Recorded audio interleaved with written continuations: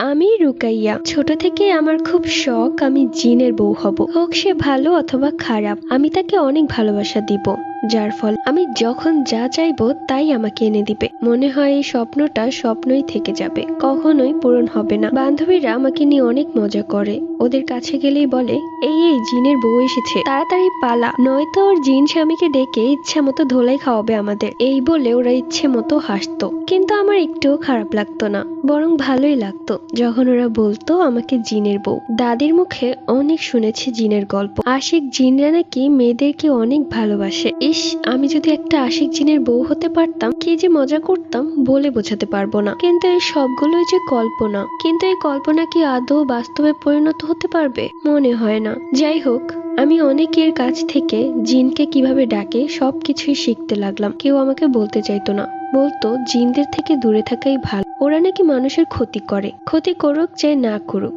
আমি তো জিনের বউ হবই। আমার দাদি বাড়ির পাশেই একটা কবিরাজ বাড়ি আছে, আমি দাদির বাড়িতে গেলেই সেই কবিরাজের বাড়িতে যাই। সেই দাদুটা খুব ভালো, আমাকে অনেক আদর করে। তাকে গিয়ে আমি বলতাম আচ্ছা জিনকে কিভাবে আনে। সে আমাকে বলতে চাইতো না, আবার ভয় দেখাতো। একবার জিনের পাল্লায় পড়লে তুমি কিন্তু সেখান থেকে আর বেরোতে পারবে না। তবুও আমি তাকে অনেক বলতাম, কিন্তু সে আমাকে বলতো না। তার ছোট্ট একটা ডায়েরি ছিল, সে ডায়েরিতে অনেকগুলো মন্ত্র, অনেক কিছু লেখা আছে, যে মন্ত্র দিয়ে জিন হাজির করা যায়। একদিন তার বাসায় যাই এবং কৌশলে সেই ডায়েরিটা চুরি করি। কোনো রকমে দাদির বাড়িতে চলে আসি। সেই একা ঘর বন্ধ করে আমি সেই ডায়েরিটা খুলি। সেই ডায়েরিটা অনেক পুরনো আর অনেক ভারী ছিল। আমি একদম শেষের পাতায় চলে যাই, দেখি সেখানে কি সব নকশা করা, একটা তারার মতো নকশা করা। সেখানে আবার কি সব লেখা আছে, মাঝখানে একটা পুতুলের ছবি। মনে মনে ভাবতে লাগলাম এটা দিয়েই হয়তোবা জিনকে হাজির করে। সেই পৃষ্ঠা আমি ছিঁড়ে ফেলি এবং